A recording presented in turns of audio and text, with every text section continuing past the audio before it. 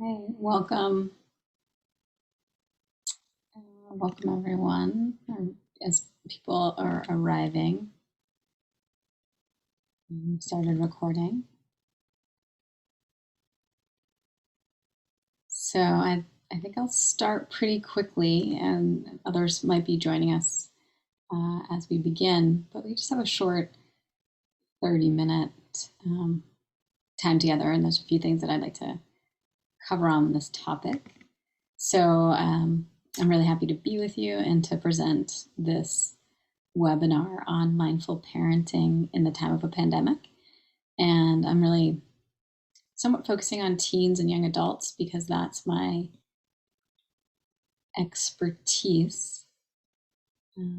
However, a lot of what I'll talk about is relevant for parents of any age.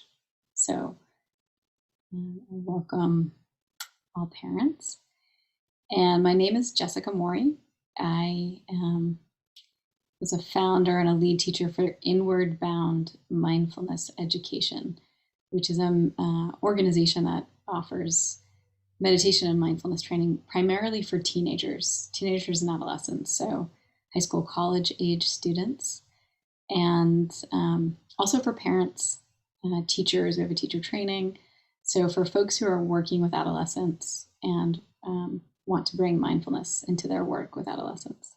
So that's my primary background. And I started meditating when I was a teenager, when I was 14, and I've had a pretty serious and dedicated practice since then. So welcome. I just want to check, Andrea, is there anything that you want to say before I fully dive in here? Okay, great. So what I wanted to talk about today is how we can really take care of ourselves and then also support our families during stressful times, which I'm imagining for most of us the past year and a half of the pandemic has been one of those times. I've been particularly aware of the painful impacts of the pandemic for adolescents for a number of reasons. There's so many really important life stages that are happening in adolescence that got canceled or couldn't happen in the same ways.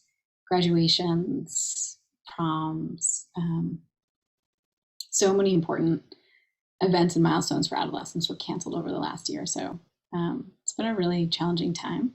I actually live at a boarding school, a high school. So I've been able to witness day by day in a really clear way the impacts on adolescents right now, including sports seasons being canceled, and just how painful that is for young people who, for 2 years in a row, it's such an important part of their identity and their high school experience. So if you're a parent of an adolescent, I am positive that you've been having to navigate both your own experience and then supporting your adolescent. At the same time, as I work with teens and talk to teens during this time, I have also been seeing and hearing about some really beautiful outcomes of the pandemic that I don't know if they're saying the same things to their parents, but what they're saying to me is things like they're really appreciating getting closer with their parents during the pandemic, having more connection, and actually feeling like their relationships with their parents have gotten stronger because they had to be together. And a few folks have mentioned it was bumpy in the beginning, but then over the course of the year, it actually was really sweet to have more family time, more time with their parents. So I hope if you're a parent of an adolescent, you're also getting to witness and hear that from your teenagers over this time. So the way that I wanted to frame, that I like to frame mindful parenting is really using the framework and language of attachment theory and healthy attachment theory, and the qualities of the good enough parent. So I think it's really important as I start to talk about attachment parenting or attachment theory, it's not about being the perfect parent. No one is ever perfect, as I'm sure you know, as a parent. And in fact, so much of what builds resilience for children and humans in general is the moments when there's like a breakdown in connection or some kind of impact, and then the repair. So that actually having those moments of break and repair, even they've done studies on this with like infants, those moments of break and then the repair is what actually creates the strength and the resiliency, so that young people, children, infants, adolescents learn that they can trust relationship, that conflict and bumps can happen, people aren't perfect, and we can move forward, we can apologize, we can repair challenges that happen. So I really want to highlight that as I start to talk about some of these qualities of good enough parenting. So there's 5 qualities of good enough parenting that I want to really highlight. That's been shown in studies for the primary caregivers of children who end up being securely attached. And securely attached means fundamentally the sense of, I'm okay, I can trust myself, the world is okay, I can trust the world. So that, if successful good enough parenting, would all of us would end up as adults knowing our own fundamental okayness, having a basic trust in our own abilities to navigate the world, to explore the world, to make relationships, and also have a basic trust in the world itself, in others, and a wise trust. So that's the purpose of good enough parenting. I'm okay and the world is okay.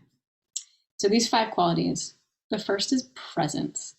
So a parent who's present consistently, reliably, and this is really not just physical presence, but also attentional presence. So I'm positive this has gotten more challenging over the last 2 decades, where there's so many our devices are so readily available to pull us and our attention away from being present. But that is really a fundamentally central aspect of good enough parenting: presence and attentional presence. The second one is being attuned. So really kind of being able to understand, it's a quality of attention, but it's a quality of attention that really understands the inner world and the emotional world of the child. The third quality is being able to soothe, to emotionally and physically soothe a child. The fourth is delight, and or it can be called expressed delight. So this is one of my favorites, and I'll guide a short practice on this. Expressed delight is really the quality of demonstrating to your child or any human that you're interacting with, like just the joy that you have in their being.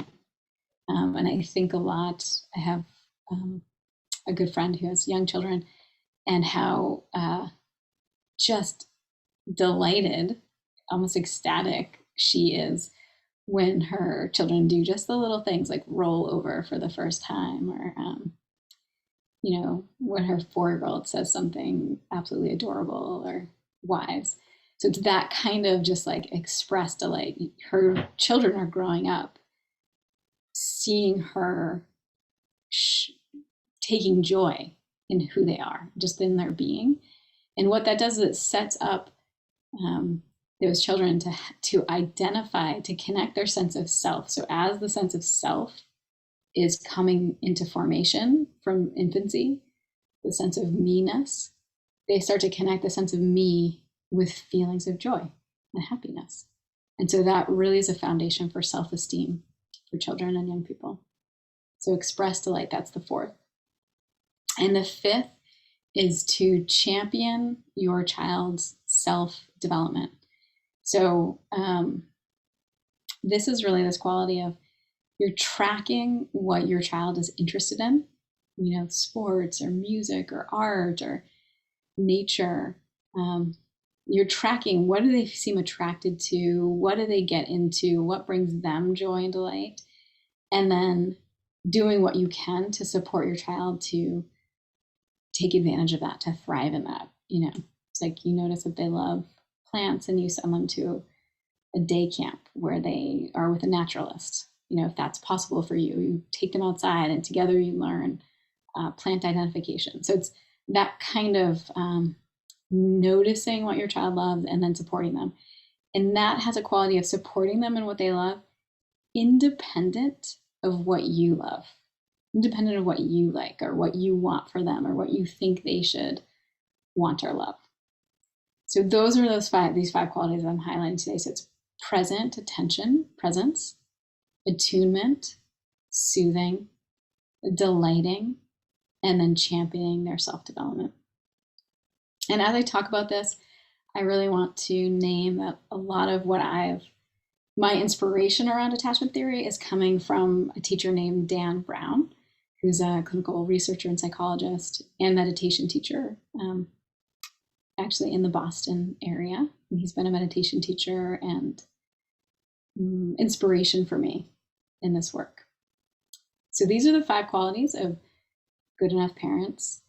And what I have found absolutely delightful, beautiful, is that I see that meditation practice, an active and committed meditation practice of both mindfulness and heartfulness, these heart qualities that I'll talk about. So having a regular practice of mindfulness and heartfulness actually really beautifully aligns with cultivating these qualities of good enough parenting. It's like by really committing to our own practice, we naturally cultivate these skills and qualities, right? Really committing to a kind of a meditation or mindfulness practice.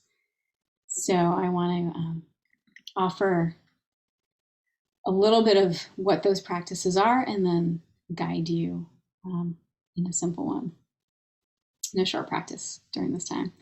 So mindfulness practice, the first one, mindfulness meditation. The purpose of mindfulness is to cultivate the ability to come into presence, to come into the present moment, to notice where our attention is and when it's lost in future thinking, past thinking, fantasizing, planning, worrying, all of these things. When we have a meditation practice of mindfulness and we choose to maybe like focus our attention on the breath, body sensations, or maybe sounds around us, by doing that over and over again, there's two things that happen.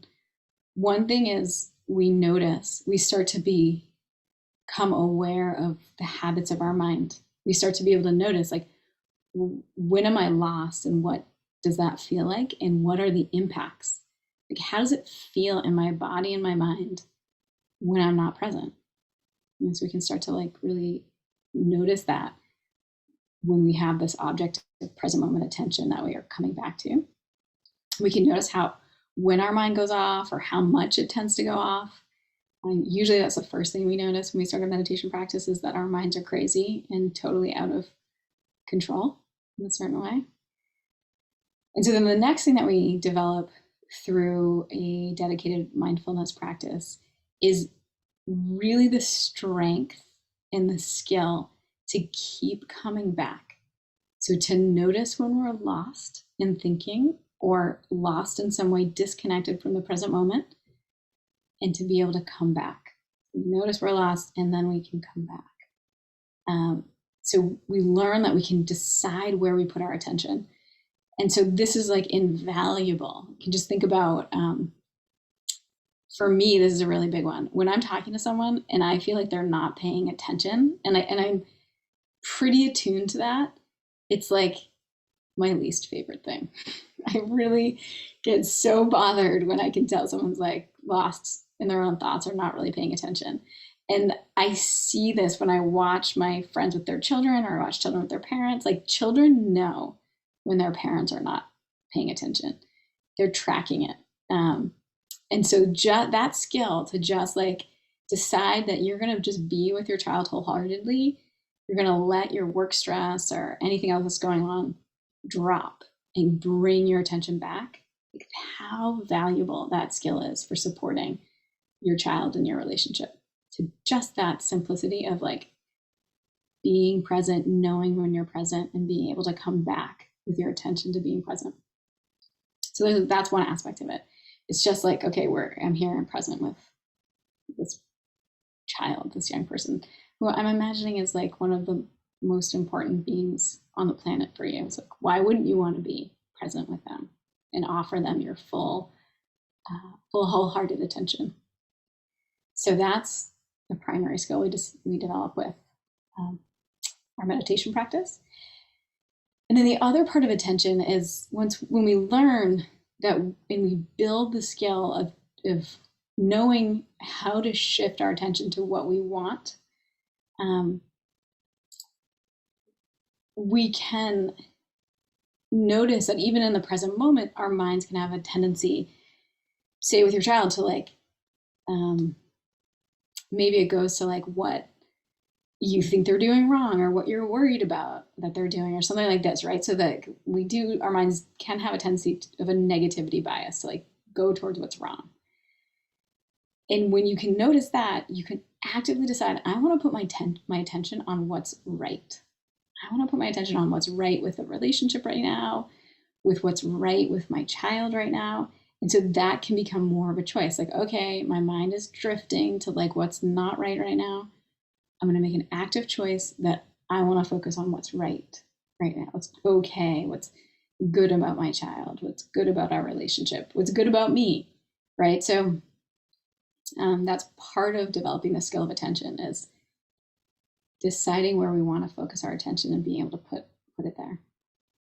So these are some of the huge things that we develop through our meditation practice. It's like very much like going to the gym and building these skills and qualities that make the rest of our life more healthy, and especially in relationship and in parenting. And then I want to talk a little bit about the heart practices. So within mindfulness meditation, this present moment meditation is often paired with developing heart qualities. And those heart qualities are loving kindness, compassion, appreciative joy, and equanimity. And so again, these really, for me, mesh with these qualities of the good enough parent. So the good enough parent is like, has that loving, kind attention. And then the compassion element is be able to connect with suffering in your child and to care, to know what the wise action is, to care about the suffering and be able to take wise action. The joy part, the appreciative joy, is that one I talked about, that express delight, to be able to notice the good, the beauty, the wonderful aspects of your child, and to like express that appreciative joy back at them. And the equanimity, for me, that's really this quality that like championing their self-development. So equanimity, this is a word used a lot in meditation, not as common in the rest of the world perhaps, but what that really means is the sense of like, it's a kind of like it's like an open letting go of control, like really recognizing that as a parent, you've brought this being to life potentially, or you've committed to caring for this being. You can love it as much as you possibly can. You can give it what you can, but you have no control over how their life actually plays out. Like you can put the best things in there, but your child is ultimately responsible for their own happiness or unhappiness in an ultimate sense. Especially we start to see this as they're teenagers and becoming young adults. It feels like that process of just letting go. That's probably the whole practice of being a parent, loving completely and letting go. So that's what equanimity teaches us to do, or helps us develop the ability and the skill to do, is to love and let go. And so it has a quality of trust in it, and a quality of not non-controlling with the love. So it's very vulnerable, but yet also really strong. Gives us a real strength. So we don't have time in this short 30 minutes to explore all of those practices.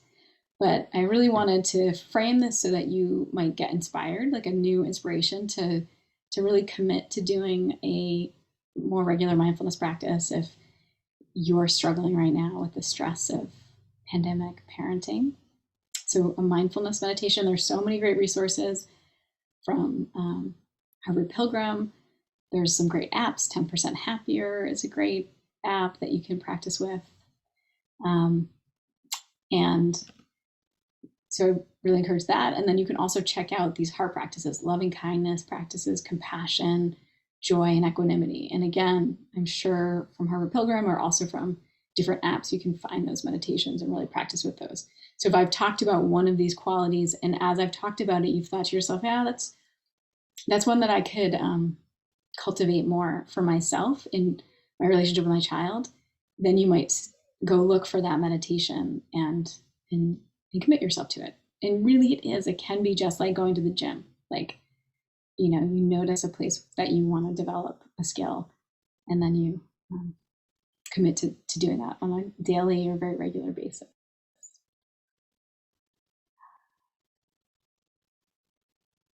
Yeah. So that I'm just reading that comment about your child. Okay, so given that, what I did want to practice today to offer to you is a joy meditation, an appreciative joy. And this feels alive for me because it does seem like, for whatever reason, at least in my upbringing or my kind of cultural milieu, I don't feel like we cultivate or focus on joy as much as we could. And so appreciative joy is certainly connected with gratitude also. And so what I'd like us to do is start by connecting with the joy in our lives, and then we'll focus on just the joy, what's beautiful, wonderful, amazing, good about your child, right? And then practice this meditation. So it'll just be a brief one, but I invite you, wherever you are, to come into a comfortable position. So you can be standing, you can be lying, you can be seated, and just let yourself take a few deeper breaths. As you breathe, noticing what would bring balance to your mind right now. If you feel particularly tired, then emphasize your inhale. If you feel worried or agitated in some way, then really emphasize your exhale.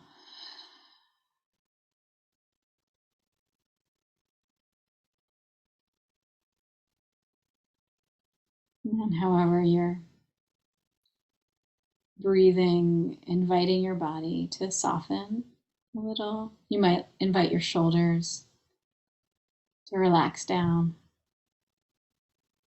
Feel the weight of your body on the chair or the floor.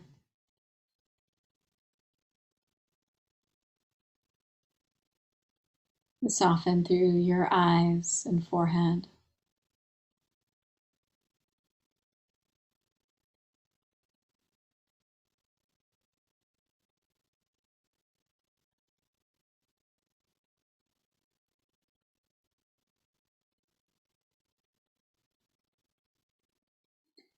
And then from this kind of relaxed awareness, I invite you to take a few moments to reflect on what is beautiful or good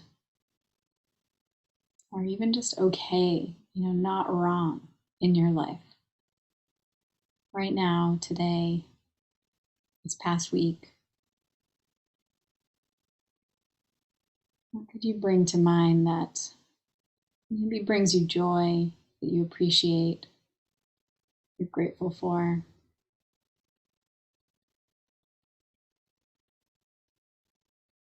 It could be something that happened, something someone did. For me, here in Massachusetts in May, a quick and easy way to connect with appreciative joy is just to walk outside, smell the lilacs, also the lilies of the valley are growing in the woods, the bird songs that have all returned. So letting yourself connect with the joy and goodness in your own life. If you have health, you could appreciate that. If you have a relationship or relationships that are supportive, appreciating that. You can appreciate yourself for being here and your own desire to grow in your mindfulness, in your parenting.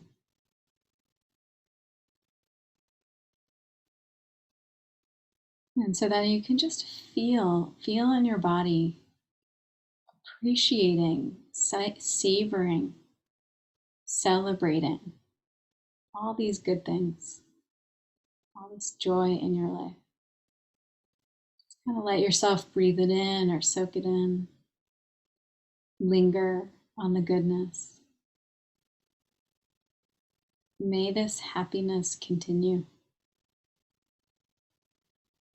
May this good fortune continue.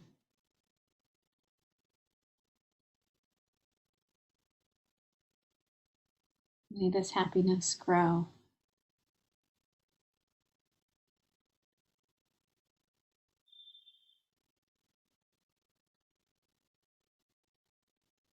And now I invite us to shift to taking a moment to now reflect on your child or children, or get an image of them or a felt sense, and letting your mind attend towards what's beautiful, good, amazing about your child or children. What are their beautiful qualities? What do you love about them? What are their strengths and goodness? And where you might think about good things that are happening for them that brings you joy. Or just a moment when they were really happy. You might see them smiling or laughing or happy. So let yourself get an image of them. Let yourself connect with their happiness, their good fortune, their goodness. And savor it, linger with this, celebrate it. Let yourself take joy in their joy, their goodness. May your happiness continue. May your goodness ever increase.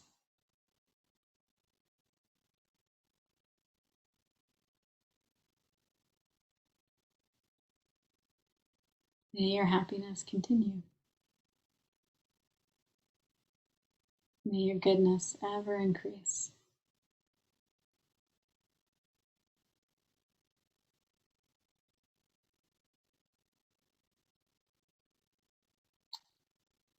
And then just taking a moment to let this all settle in, feeling your body, whatever happened, whatever it feels like, to try this practice. And when you're ready, if your eyes have been closed, you can open them, just orient to the space around you. And I want to thank you for coming and doing this practice together. And I hope it is an inspiration for you to continue to explore some of these mind training, heart training of mindfulness and heartfulness, the compassion, the joy, the equanimity, and how it might really benefit you and also your family, your relationships with your children. So thanks so much for spending your time with me. And I hope you have a great rest of your day. Thank you.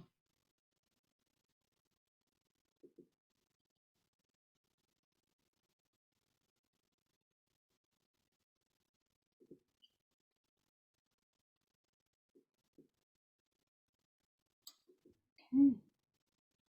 Thank you. And so, Andrea, thank you. I imagine I will um, sign off unless anyone has anything else. Yeah. Okay. Thank you so much. Have